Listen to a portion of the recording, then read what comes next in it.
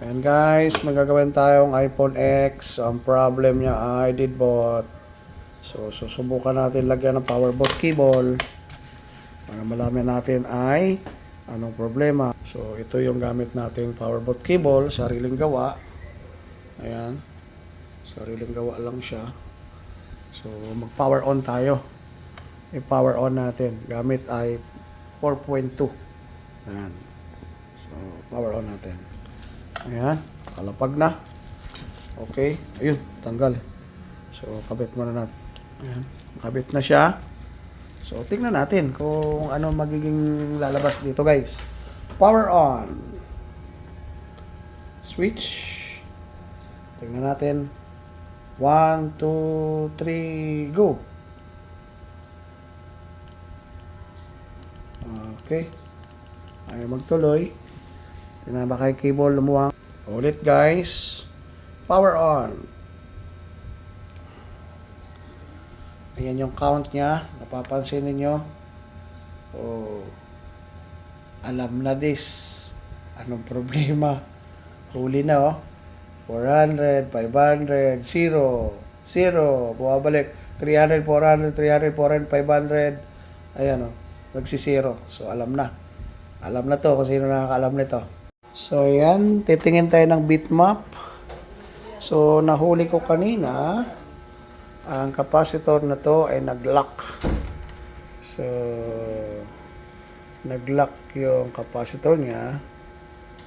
Kung titingnan natin sa bitmap, malinaw na ang hawak niya ay dito sa may NAND section. Pero itong yung isang piraso na to, ito yung nag-lock na huli ko. O kaya yung error niya, patay-sindi ang unit dahil naka-indicate sa NAND. So, ibabaybayin na lang natin. So, nag-lock yung capacitor ko, meaning, kaya ang fluctuating yung mag-on, tapos bigla magsisiro, bumabalik. So, itong circuit line na yan, grounded na yan. So, meaning, wala na. Yan ang hahabulin natin. Pero ito, hindi ko muna bubuksan, gawa ng yung iba na sa loob ng upper board. So, ito yung upper board, and the rest lower board. Pero habulin natin, yung nasa labas muna, baka nandito ang error. So, let's do. Bibiyakin natin yan, guys. Pero, sa ngayon, hindi mo natin bibiyakin dahil gagawin muna natin yung panglabas. Kung walang uusok sa labas, doon tayo mag-i-insert sa loob. Pero kung walang lalabas, walang iilaw sa labas, doon pa natin biyakin. Kasi galing ito sa basa. So, try natin bakbakin ng grinder. Ayan guys, yan, tinanggal ko siya. O, titingnan ninyo. Ayan, tinanggal ko lang yan. Yun lang, kasi ang pangkalatan na reading niya, yan yun. Pero nahuli lang siya dito. Yung isang peraso. Yan yung tinanggal ko. So, yan lang yan. So, ayan guys. Nireading natin to dito, naka-diode mode. Ito, nag-normal siya. So, kung titingnan natin, ayan. So, reading sa tester ay 280. Kanina, nag-lock yan. So, susubukan natin i-power on. Isang piraso lang yung tinanggal ko na capacitor. So, hindi na ako Yung dito guys, ito nag-lock.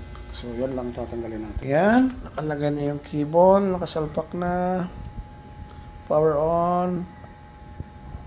Tignan natin kung mag-on. Ayun!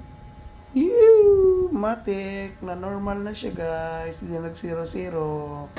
So, yan lang ang technique, guys. Very easy. Napaka-basic talaga ng Apple. So, iPhone X. Problem, hindi nagtutuloy. Gawa ng alam na. Ayun. So, yun. Ganun lang. Di ako pinagpapawisan sa Apple. Bakit kaya? Walang kakwenta-kwenta. Ayun na.